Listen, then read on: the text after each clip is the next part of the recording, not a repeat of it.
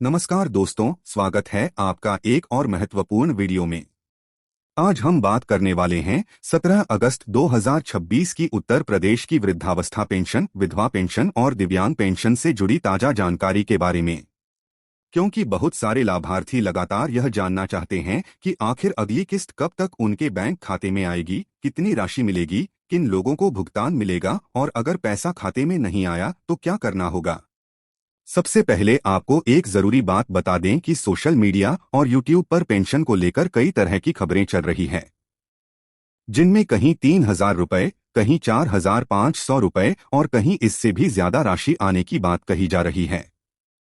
लेकिन किसी भी ऐसी रकम या तारीख को तभी पक्का मानना चाहिए जब उसकी आधिकारिक पुष्टि सरकार या संबंधित विभाग की ओर से हो।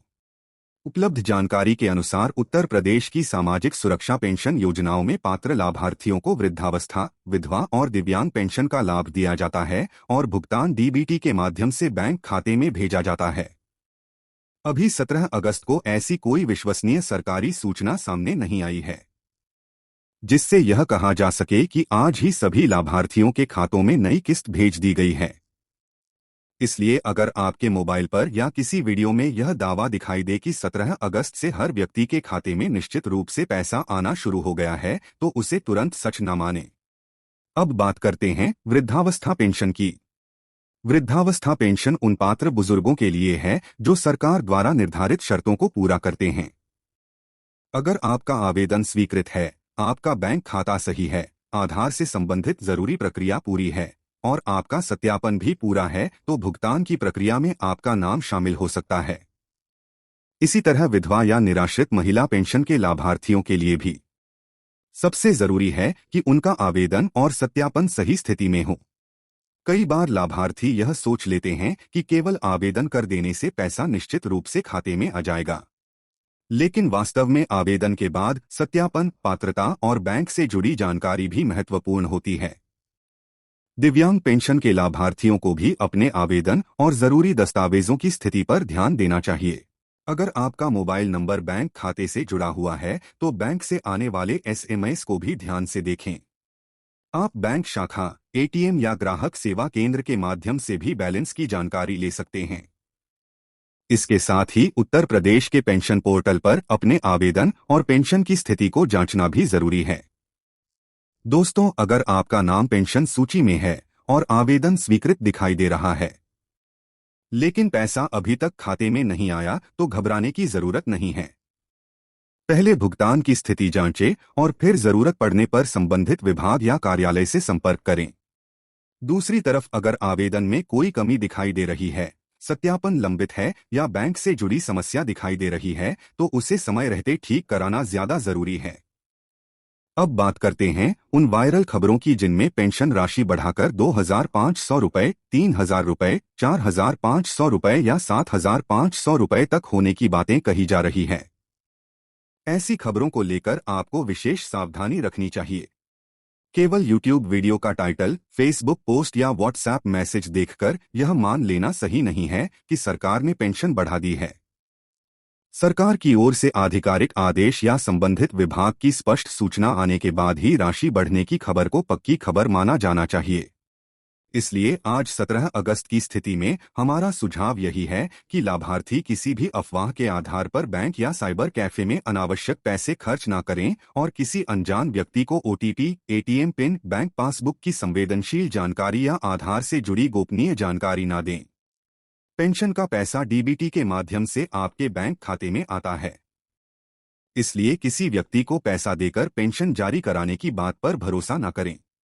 अगर कोई व्यक्ति फोन करके कहता है कि आपकी पेंशन रुक गई है और इसे चालू कराने के लिए ओटीपी बताइए या पैसे भेजिए, तो सावधान हो जाइए। दोस्तों, एक और जरूरी बात यह है कि जिन लोगों ने हाल ही में पेंशन के लिए आवेदन किया है, उन्हें अपने आवेदन की स्थिति लगातार जांचते रहना चाहिए। केवल आवेदन संख्या होने से भुगतान की गारंटी नहीं होती। आवेदन स्वीकृत होना, पात्रता पूरी होना और जरूरी सत्यापन पूरा होना महत्वपूर्ण है। जिन पुराने लाभार्थियों का नाम पहले से सूची में है, उन्हें भी समय समय पर अपनी जानकारी जांचनी चाहिए।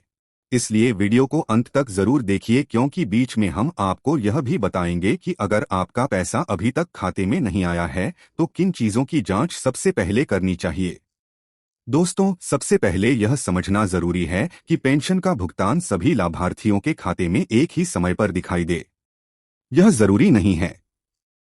अलग अलग लाभार्थियों के बैंक खाते, सत्यापन और भुगतान प्रक्रिया के कारण खाते में राशि दिखाई देने का समय अलग हो सकता है। इसलिए अगर आपके आसपास रहने वाले किसी व्यक्ति के खाते में राशि दिखाई दे गई है और आपके खाते में अभी तक नहीं दिखाई दी है, तो सिर्फ इसी आधार पर यह मान लेना सही नहीं होगा कि आपकी पेंशन बंद हो गई है। सबसे पहले आपको अपने बैंक खाते की स्थिति जांचनी चाहिए।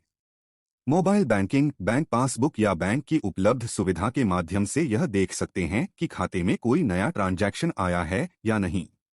कई बार लोग केवल एटीएम बैलेंस देखकर परेशान हो जाते हैं, जबकि ट्रांजैक्शन डिटेल्स में भुगतान की जानकारी दिखाई दे सकती है।